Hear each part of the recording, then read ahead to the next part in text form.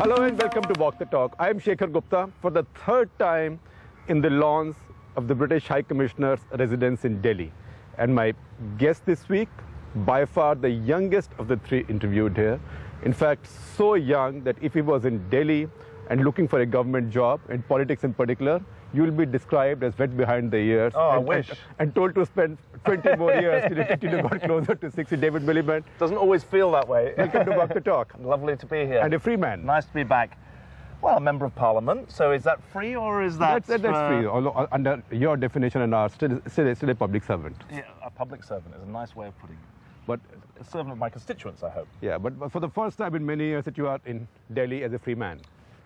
Yeah, this is now my fifth visit to Delhi. I've been here as schools minister, as a backbench MP, I think once before, as environment minister, as foreign minister. So it's always inspiring to come back to it. As youngest everything. Well, the youngest foreign minister in 30 years. Yeah, that's true. But I'm rectifying that on a daily basis, becoming older every day. But tell me, was it ever a liability? I think you've got to have humility that you've got more to learn, but you've got to just take your chances, I think. Because foreign ministers tend to be older people around the world. I think there's a mix, actually. And you've got people of my generation, you've got people who have got long decades in public service. I think what the bigger difference is not one of age, is whether or not foreign ministers come from a diplomatic background or a political background. That's actually a bigger difference. So Hillary Clinton, a politician. I came as a politician. From many other countries, they come through the diplomatic service, which is a bit different. And how does it work? Describe the difference. This is fascinating. Well, I think that politicians are always trying to think of the narrative. Diplomats know the dossier. And I think that's maybe if you can get a happy merger of the two, then you're in business. Can you go back and give me some examples of how this worked in interactions with people? I think that if you look at the speeches that foreign ministers make, you can see some of them are always searching, I would include myself in this, to try and draw the larger conclusions, to paint the bigger picture. Others are seeking to say, well, here's a specific problem and this is how we solve it. I think it's very important. One of the things that often occurs is that foreign policy is treated as being out there, nothing to do with the citizens of the country. Right. An elite project. It's the very foreign policy. Very foreign. Whereas I think that in the modern world, foreign policy is in here, not out there.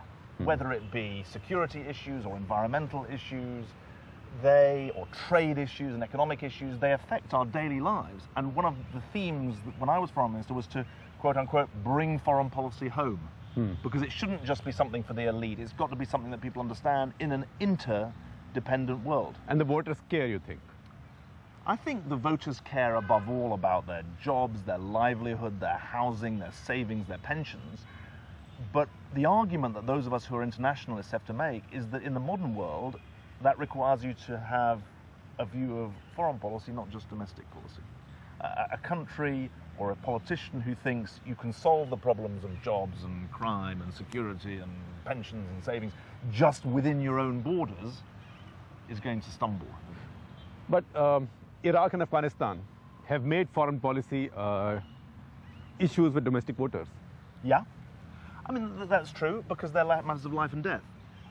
And one of the issues we face is that issues like trade or environment or financial regulation are much harder to get passions roused about, although today in the Western world, issues of financial regulation have become much more potent. But I mean, there's a big change going on in the world, isn't there? Even in my lifetime, the transition from Britain being a big investor in India to India being a bigger investor in Britain than Britain is in India, that's a massive shift. And although that's what we are bitching about right now. The Indian businessmen are investing overseas. Yeah, our own environment has got a bit messed up.